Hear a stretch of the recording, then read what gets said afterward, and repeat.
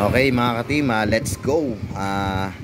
Magpapaliwanag tayo about dito sa ating map sensor kasi kadalasan nasisisi si map sensor natin. Si map sensor natin mga katim, meron siyang 5 wires. Kung mapapansin nyo, 5 wires siya sa Nissan Almera and then Nissan Livina. Ayan, kung matitignan nyo yan. Ngayon, ano ba yung 5 wires na to? Yan, papaliwanag natin and then papaliwanag rin natin kung bakit minsan pag namamatay ng makina si map sensor na kagad napapagbintangan natin. Baka mamaya kasi si map sensor na may problema. Tandaan nyo po, si map sensor po is pag nagkaroon ng problema sa 5 wire is nagche-check engine po siya. Ayan.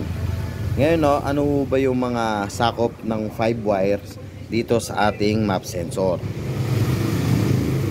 Una is power, ground, signal, temperature signal, saka air temperature reference volt. Ayan po ang mga sakop ng 5 wires natin. Ayan. Pag nag-fault code po ang isa dyan, automatic po magbibigay po ng check engine. Kasi meron mga nagtatanong sa atin mga ka-team, yung map sensor daw ho natin, pag namamatay ng makina is ito na daw ang problema. Ayan.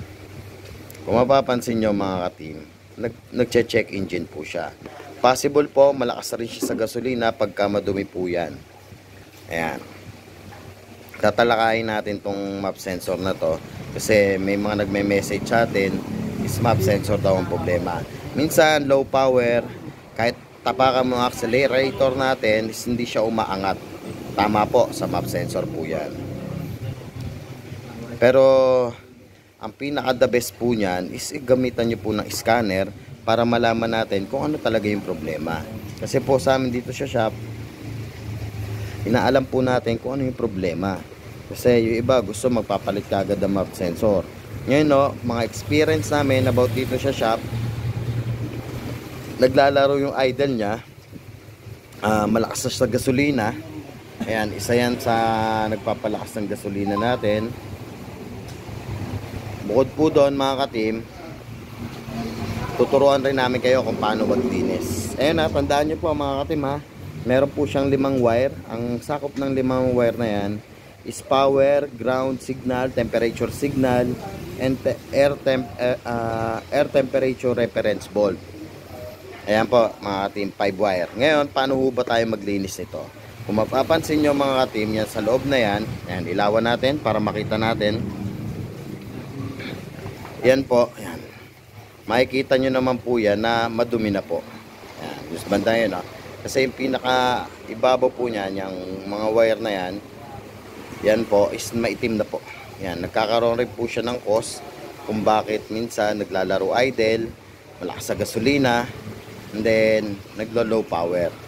Bihira naman hutong masira, depende na lang po sa paglilinis nyo.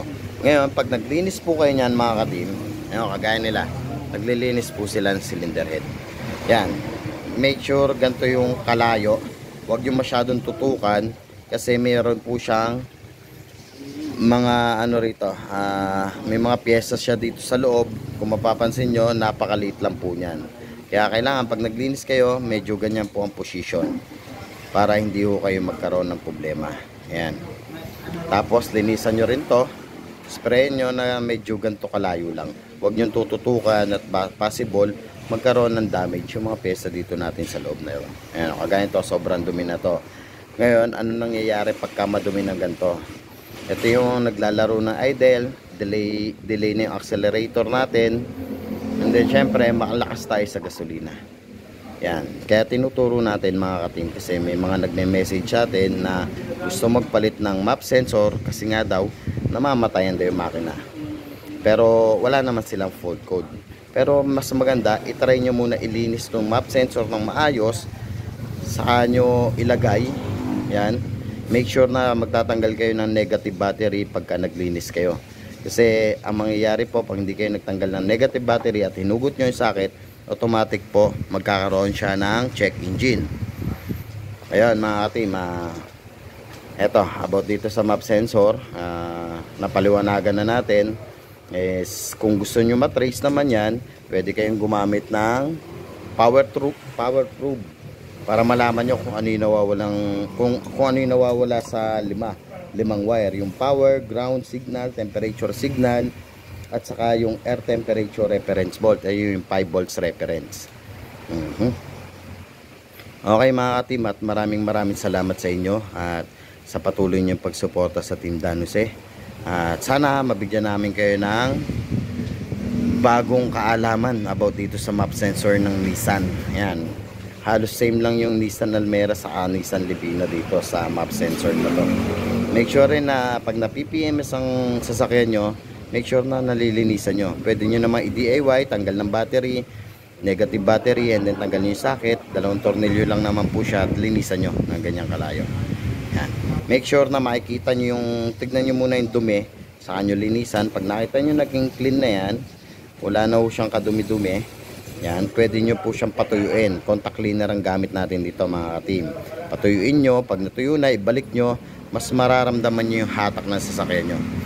Okay mga ka-team, at maraming salamat at nakapagbigay na naman kami ng bagong DIY tips about sa map sensor ng Nissan Almera. Kaway muna kayong dalawa dyan. Ayan. Ayan. Nagbubuo kasi kami ng makina, nililinis muna naming mabuti para naman po sa ganon is komportable yung makina paglalagay namin. And then malinis, walang sludge ng oil. Overheat issue po yan. Okay mga ka-team, maraming salamat. Team Dan Jose Auto Repair Shop, handa magbigay ng DIY tips. Paalam.